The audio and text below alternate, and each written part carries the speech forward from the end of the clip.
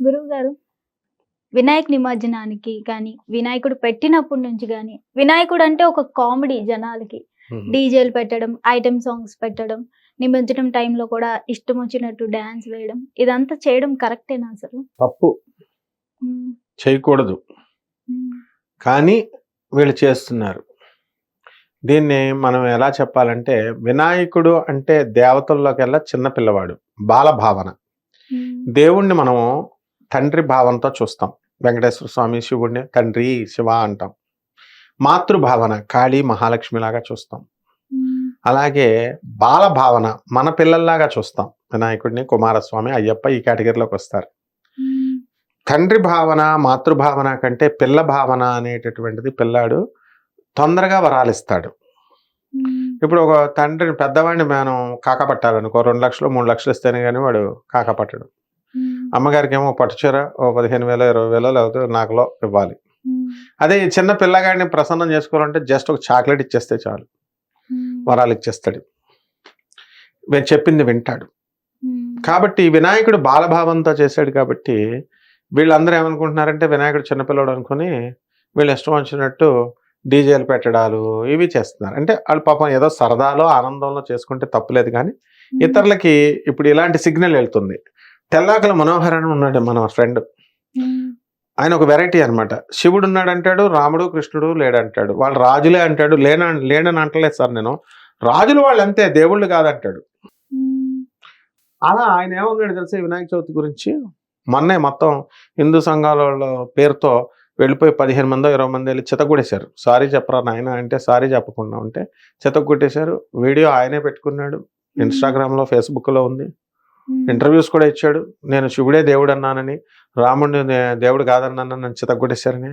హ్మ్. ఆయనకిను ఎవరికో వ్యక్తిగత కక్షల వల్ల ఏదో చిల్లర గుండాల చేత ఏదో చేయించారనుకో. కానీ అతను ఇంటెన్షన్ చెప్తున్నాను. అతను ఏమంటున్నాడు, వినాయక చవితిని అల్లరి పండగ అంటున్నారు సార్. మీరేమంటారు? డిబేట్‌లో కూర్చుంటాడు. చేస్తాడు. హ్మ్. అల్లరి పండగ అంటున్నారు సార్ అన్నాడు. అల్లరి పండగ ఏంట్రా నాయనా అన్నాను. ఇంకా ఎక్కువ మాట్లాడితే చిల్లర పండగ సార్ అంటున్నాడు.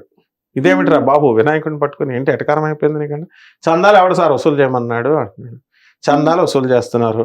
హ్మ్. తర్వాత పోనీ అందరిని అడుగుతారు. ఎవరెంత ఇస్తారో అంత తీసుకోవాలా. డిమాండ్‌లు చేసి, రౌడీజములు చేసి వీళ్ళు ఒక్కొక్క షాపు దగ్గర ఇన్నేసి వేలంటే చేస్తున్నారంటే అంతా దోచుకొని తింటున్నారు సార్ అంటే అందరూ అలా ఉండరు నాయనా. హ్మ్. వాళ్ళు పాపం చేసి, పందిర్లేసి, మామూలు విగ్రహాలు తెచ్చి విగ్రహం ఒకళ్ళకి డొనేషన్. లడ్డు ఒకళ్ళిస్తారు. అన్నీ పెడతారు. డైలీ దండలు ఒకళ్ళిస్తారు. ఈ కొబ్బరికాయలు అవన్నీ ఇస్తారు. ఇచ్చి ఎంతోమంది పంతులు పాపం ఆ టైంలో బతుకుతారు. ఈ వీధుల్లో వినాయకుడిని పెట్టడం వల్ల కొంతమంది పంతులు గారులని పెడతారు. పెట్టి హ్మ్. దాన్ని ఒక 10 రోజులు అతనికి ఎంతో కొంత ఆదాయం వస్తుంది పాపం. కాకపోతే ఒక్కొక్క పంతులు 4 పందిర్లు చేసుకుంటే డబ్బులొస్తాయి. అది చేయనివ్వరు వీళ్ళు. ఎలాగా? హ్మ్. 7 గంటలకే అందరూ తయారై వస్తారు పందిర్లందరూ. పంతులు నువ్వు 7 గంటలకు రా మా పందిరే అక్కడ పందిరికి 7 ఇక్కడ 7 అక్కడ 7 అంటాడు. ఇంకేమెళ్తాడు ఈడు పాపం పంతులు. హ్మ్. ఒకవేళ తొందరగా చదువుతుంటే నువ్వు మంత్రాలు సరిగ్గా చదవలేదంటారు. ప్రతిదానికి ఏలు పెట్టి ఇచ్చేస్తారు. హ్మ్. తప్పు. అర్థం చేసుకోవాల జనం. అలాంటి దాంట్లోనే ఒక భాగంగా మరిప్పుడు ఎంత కష్టపడితే డొనేషన్స్ వస్తాయి ఊరికనే ఇస్తారా? అందువల్ల యూత్‌ని ఎప్పుడూ ఎంకరేజ్ చేయాల.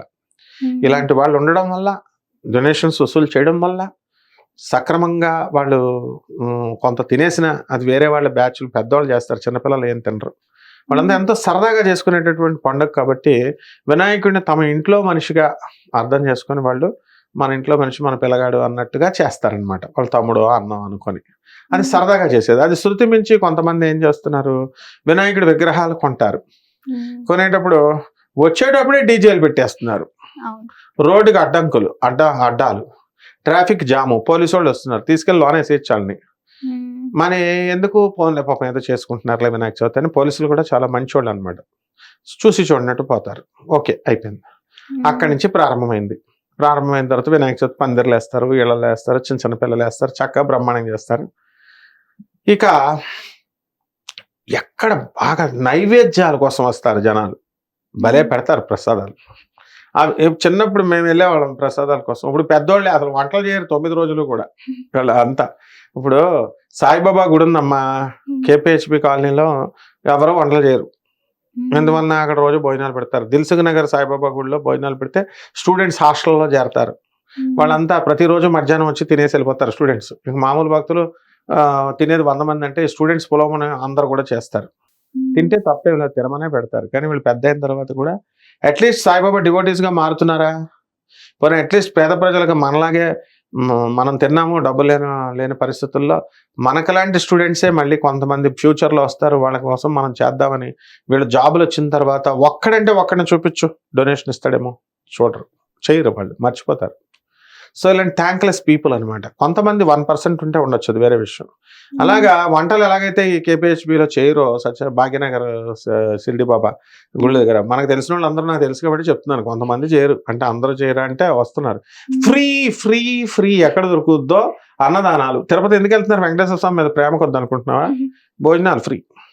పిఠాపురంలో దత్తాత్రేయ స్వామి వారు 7 రోజులు ఉండొచ్చు, పారాయణ చేస్తున్నారు, ఫ్రీ భోజనాలు, టిఫిన్లు, సూపర్ భోజనాలు పెడతారు.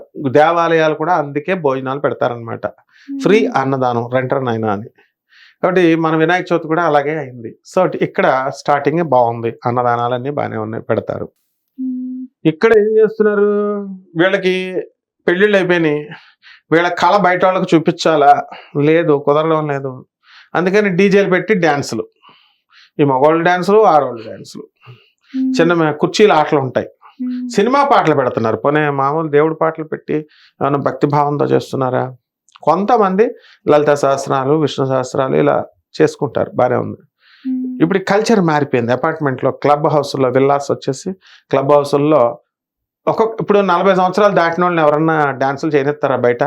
చిన్న చిన్న పిల్లలకి కూచిపూడి, భరతనాట్యంకే స్కూళ్ళల్లో అందరికీ ఛాన్స్ రాదు, వీళ్ళలో ఆ తృష్ణ ఉండిపోద్ది. అందుకని ఆ డాన్సులు చేసే ఆంటీలు కానీ అంకుల్స్ కానీ ఎంత వయసు అంటే 40 దాటిన వాళ్ళు చేస్తున్నారు. వీళ్ళు చిన్నపిల్లలు, వాళ్ళ పిల్లలు చేసి భరతనాట్యాలు అవి చేస్తే ఒక అర్థం ఉంది.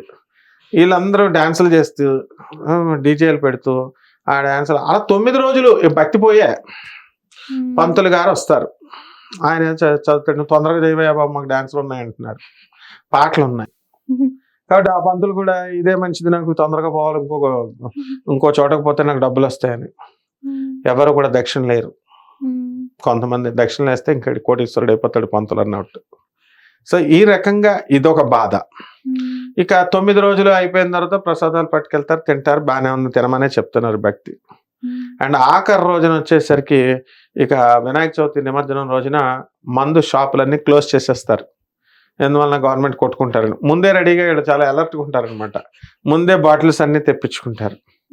దానికోసమే అంతా ఒక బ్యాచ్ రెడీ అయిపోద్ది, తలకి ఇలా కట్టేసుకొని తాగితేనే కానీ మేము డ్యాన్స్ చేయలేము, అదొక సరదా. సో అలా తీసుకెళ్తూ ఈ వర్షాల్లో తడుస్తూ డ్యాన్సులు ఇవన్నీ చేస్తారు. అక్కడ యూనిటీ అనేటువంటిది డెఫినెట్గా వస్తుంది.